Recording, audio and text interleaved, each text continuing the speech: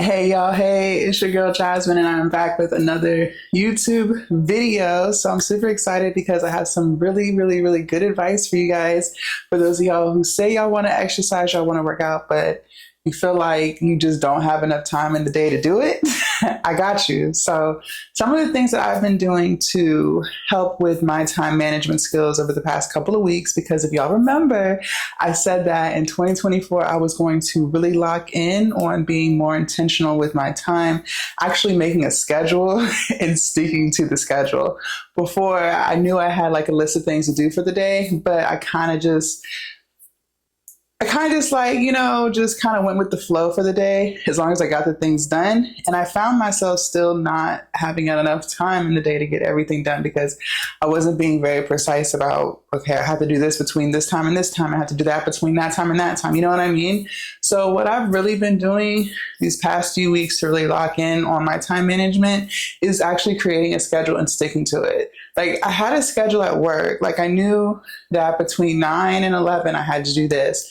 Between 11 and 12, I had lunch. Between 12 and 1, I had to do this, right? But when I became an entrepreneur, I kind of like let that go and just kind of did my own thing because I was like, oh, well, I run my own time so I can do what I want when I want as long as it gets done.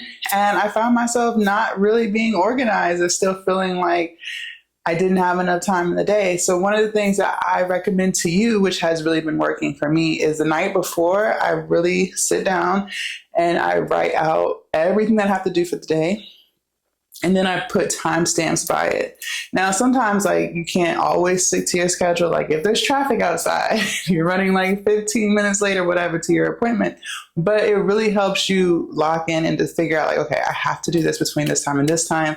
So now what I do is I'm a morning gym goer again. I used to be months and months and months ago, but kind of just fell off of that track.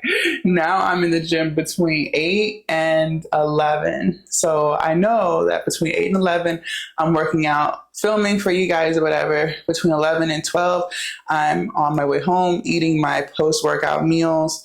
If I have to stop at the grocery store, I do that in between that time period. Between 12 and 2, I take my shower, I get myself dressed for the day, kind of get my mind right. Between 2 and 4, I'm doing stuff with OnlyFans. Like I have a whole schedule lined out. So that way I can stick to it and I don't feel like I don't have enough time in the day. So at the end of the night, when I feel like I didn't get enough done, I can look back at my schedule and be like, okay, what could I have done differently? Did I overschedule myself? Because that can happen too. Like sometimes you think you have enough time to do this or whatever that task is. And then as you start doing it, you're like, whoa, this is going to take way more time than I had initially anticipated. So it really helps you figure out like, okay, tomorrow I'll adjust, or instead of doing 2 hours, I'll do 3 hours tomorrow to see if that gives me enough time to do what I need to do. So that is one thing that I can say really helps me. Another thing that helps me when it comes to time management is eliminating distractions in the background. Like I used to love listening to TV in the background, not watching it, but listening to it. But I found myself getting distracted because if I could hear something good going on, I would literally stop what I was doing to watch the TV, not realizing that that's actually taking time out of whatever it is that I'm supposed to be doing. So, and same with music. Like I used to love listening to like hip hop music and stuff while I work, or not work out, while I'm working on stuff. But now I don't do that. If I play music, it's more like jazz or something with some beat. You know what I mean? Something that you can't really sing along to. I find myself when I'm singing along to music, then I can't focus on what I'm doing. So I only listen to hip hop and stuff like that when I'm working out. But when I'm actually like typing stuff up or reading stuff or working on whatever, I don't play that anymore because it's a distraction. Another thing that I found myself doing is putting my phone on Do Not Disturb.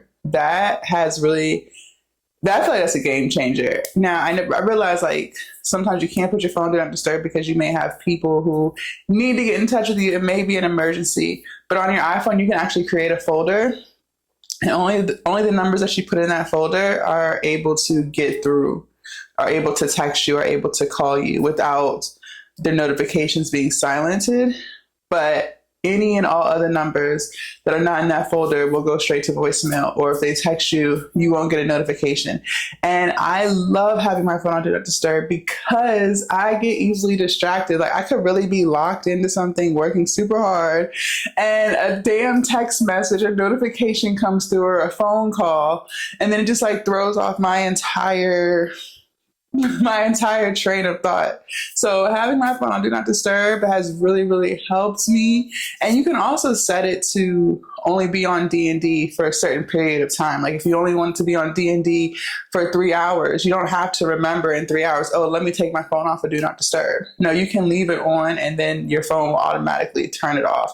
Or you can have it on D&D while you're at a certain location. And then once you leave that location, it'll automatically go back to normal. So there's so many different settings on your phone. So you can always play around it and see like which Do Not Disturb settings would work best for you and your family. But I'm telling you, like keeping my phone on Do Not Disturb has definitely been a game changer. Some people get annoyed because they try to call and they go straight to voicemail. But look, it's because I'm locked into myself right now. Like, sorry, not sorry. Like, if it's not an emergency, you know what I mean? Like, you have to kind of be okay with disappointing people. You know what I mean? Especially like if you're really trying to get something done, get something accomplished. I mean, it's not personal, but it's about you right now. You know what I mean? So whatever they had to tell you can wait until you have time. That's how I look at it. If it's not an emergency, then please don't disrupt me. You know what I mean? People who love you and support you, they're going to understand. People who don't aren't going to understand. And that's totally fine. Maybe they're not really supposed to be in your life anyways. That's how I look at it. You know what I mean? So those are a couple of things that I've done that have really helped me. Now, when it comes specifically to exercising and trying to figure out when in your day you have the time to exercise, I want you to look at your weekly list of obligations and then your weekend list of obligations. Sometimes if you're a Monday through Friday worker, then your weekends you have more free time. So you could easily figure out times within your weekend schedule that you could squeeze in a 30-minute or 60-minute workout session. It doesn't have to be hours long to be effective.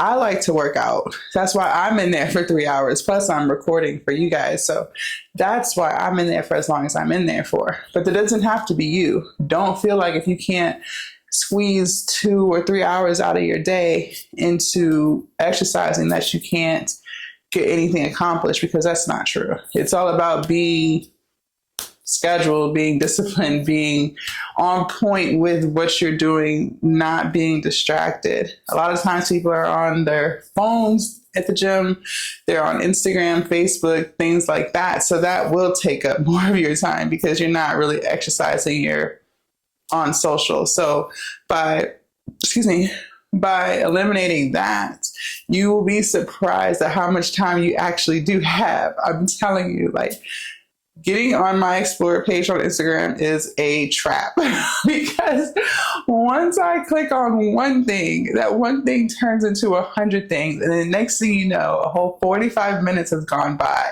and absolutely nothing was accomplished. Like, that's how they get you. Same with TikTok. TikTok is infamous for it too. And YouTube. YouTube is too. So I'm telling you guys, if you keep your phone in your pockets, and maybe create a playlist of music. So that way it's already cycling through. You don't have to go to your Apple Music or whatever app you use to listen to music. You don't have to like pull your phone up out of your pocket and start looking for stuff and wasting more time. You can just put your phone on shuffle and just play the music like that. You know what I mean? But back to like figuring out when to exercise. So if let's say you work like 9 to 5. Maybe 2 days out of the weekday, you get up earlier and you hit the gym before work. Or maybe you hit the gym after work. Or maybe you're a weekend person. Let's say that you have kids in their daycare and things like that. What you could do is find a gym membership that's closest to the daycare that you have to pick your kids up from. So that way you're not trying to skip cross town in a certain period of time so that you're not late picking up your kids. Like, there's always ways to get things done. It's about being creative and really thinking about how can you get it done? If you live on one side of town, but all of the things that you do, like work, kids daycare, family is on another side of town, maybe your gym membership should be on the side of town that you're on most of the day. Maybe it's not really efficient for you to have the gym membership on the side of town that you live, because you're not really over there unless you're going home. Does that make sense? Like my gym membership, but see, I like to drive, so that's a little different, but my gym membership isn't even near my house. My gym membership, I drive about 15 to 20 minutes to the gym every day, but I like that drive because I like to decompress. I like to, or get hyped up. I like to drive and just see some things before I get to the gym. So that's what I like to do. So don't feel like you have to get a gym membership right by your house. If that works for you, by all means do it. But if everything that you have to do is 30 minutes down the street, then maybe it's best to get your gym membership 30 minutes down the street, because then you can work out and then go and do the other things that you have to do without having to drive super far to do it. You know what I mean? And if you're going to shower, see, okay, let's talk about this real quick. So I'm a germaphobe. I'm very open about it. Like, that's just me. So one thing that when I was working and I was working out, now I wasn't working out like I am now, but when I was trying to lose weight years before, I knew that I would have to take a shower at the gym, because I would go either before work. Well, no, most of the time I would go to work. I would go to the gym before work. So I chose a gym where I felt like the locker room was clean. Some gym memberships and gym prices, like the gyms are super cheap because they want to get you in there, which is cool. But then like it slacks on the cleanliness of the gym, because they're not paying housekeeping as much money to keep the place nice and clean, because they're only charging $10, if that makes sense. Some gyms I feel like could definitely use some more cleaning. So if I know that I'm going to be going to a gym in the morning before work and I know I'm gonna have to take a shower, I want to feel comfortable. I don't want to feel like if I touch this, I might catch hepatitis. You know what I mean? Like I just need my space to feel clean and look clean. So it may be beneficial for you, depending on your budget, to invest in a gym that can accommodate those needs. Like if you know you're gonna have to take a shower and you're like me, you're kind of funny with it, like I'd rather shower at home, but I really want to get this workout in, so showering at home isn't an option or whatever. Maybe find a gym where when you go into the locker room, you see people constantly cleaning up, you feel like it's clean, it looks clean. There are also gyms that have daycares for your children while you're at the gym working out. So that might also be something that you choose to do. Not all gyms have that, but I've started to see a lot of gyms do. Now, Gold's, I pay $35 a month for that gym, and that's because I can go to all the Gold's gyms in the area. Doesn't matter which one. And they have a kid zone. So I don't know what the times are, but I know they do have that in the evening. And I think they have it in the morning too. So you can drop your kid off in there while you get your workout in, and then y'all can go on about your merry way. Now, some gyms like Crunch, they don't have that, at least the one near me. I've never seen a kid zone in Crunch, but Crunch is really cheap. Like it's only $9.99 a month for the bottom tier. So you kind of have to think about that and evaluate those things. There's another gym that was near my house that I toured. This was months ago, and it was really nice, you guys. I think it was ACAC. Super nice. It was 4 floors. They had a swimming pool. They had so much stuff in there. They had tennis courts. They had outdoor pools. They had 2 weightlifting floors. It was like crazy. It was super nice. And they had indoor track. Now that gym was, I want to say $75 a month per person. Like that wasn't a family rate, that was per person. And then they had like a one-time monthly dues fee of like $100 and something. So I didn't sign up for that gym, but what I will say about it is it was super clean. If I wanted to do swimming and stuff like that, I would have that option. They had a really big sauna. Like it just had so much stuff there that I feel like I could see why people do pay for that gym. Like I understand why. Now I didn't need all of that, so that's why I didn't sign up for that gym. But the point I'm making is I want you guys to gym shop. Like, look around and see what all the gyms in your area or whatever area you want your membership to be. I want you guys to get in the habit of shopping around and seeing like what's going to fit you and your needs. Okay. So that way you can go work out. What I need may not be what you need. Like, I don't have kids, so I don't care about a kid zone. I don't have any kids, but you might have one child, 2, 3, 4, like you may have a whole bunch of kids. I don't know. So, like I said, your needs and my needs are 2 different needs. But if you take time to shop around and see what different gyms have to offer, see what their rates are, you'd be surprised. Some gyms you would think might be more money than what they are, and vice versa. So don't always be like, okay, well, I saw a commercial for Crunch, so I'm going to do Crunch. And then, Crunch is great, but it doesn't have everything that you need so that you can stay consistent with going to the gym, i.e., having to have a kid zone, or like even like with the YMCA. So there's always a whole bunch of different gyms to look at. There's so many gyms these days. Every time I turn around, I see a new gym popping up. And you don't even have to do a public gym. Like sometimes you might be able to find like a private gym, which is, owned by one person. It's not like a chain. That might be better for you too. So just keep all those things in mind, because I want you guys to be successful. I want you guys to weight train. That is like the number one way to, well, I won't say number one. I think the number one way to make sure you don't have any loose skin when you're on your weight loss journey, if you're losing a lot of weight, is to lose the weight slowly. The second thing would be to lift heavy weights. So I want you guys to be successful on your journey. I don't want you guys to worry about loose skin and, oh, I don't want to lose 50 pounds because I'm going to have loose skin or whatever. Like, these are the things that I did to ensure that didn't happen. And I want you guys to be as successful as me, if not even more successful. So I'm trying to give you guys tidbits and things that I've done along my way that has helped me so that I can help you. Okay. So weight training and being active is really, really, really important. And I know, life happens. Things can be overwhelming. Sometimes you feel like you're getting pulled in all which way direction, right?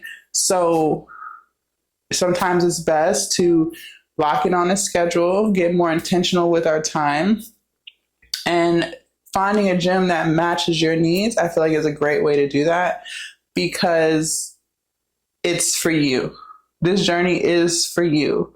So if you have to pick up kids or whomever after school, all that stuff, like I said at the beginning of the video, it may make more sense for you to get a gym membership on that side of town than on the side of town that you live on, if everything's not within like a 5-mile radius. You know what I mean? So I hope these tips helped you guys. I hope you guys are able to use these tips. Make sure you guys check out my description down below. I have so many free things down there. How to lose 10 pounds in 30 days. Healthy eating tips. I have glute exercises down there. Monthly meal plans, recipes, so many things down below in the description, all free of charge. So make sure you guys check that out, download them, start implementing those things into your daily routine. Also, make sure you guys like and share and comment, and I will see you guys in my next YouTube video. Bye.